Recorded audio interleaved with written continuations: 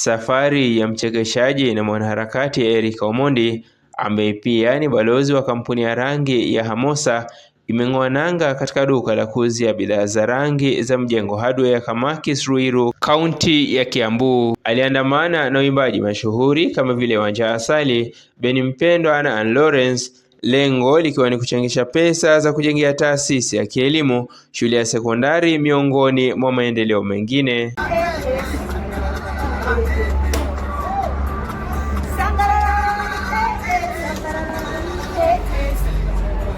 Mimi naitwa Wanja Asali na tuko hapa na Hamosa Paint tukiwa kwa caravan ya sisi kwa sisi.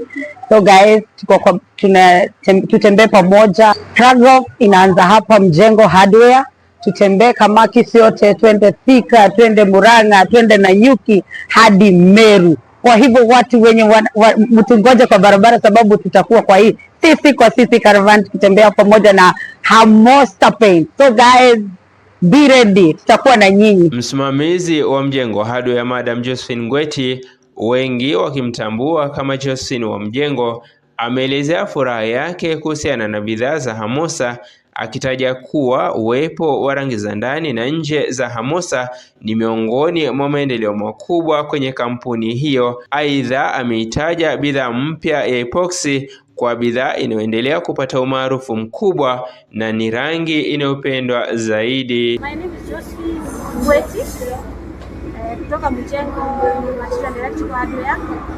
Today tuko hapa Kamakis,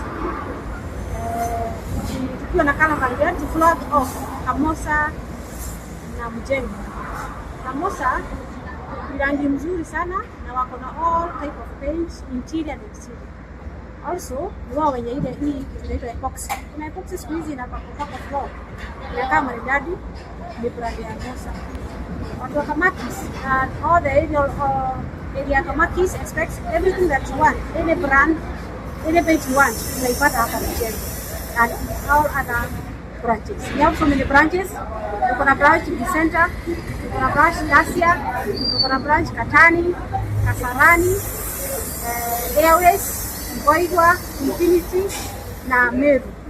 Karibuni sana, tuuze rangi. Siri ni kitu, hakuna kisiri ingine, siri ni Hamosa. Kufikia Jumatatu jioni, tayari walikuwa wamepitia maeneo kama vile Karatina na Nyeri wakitarajia kuendelea na safari hiyo.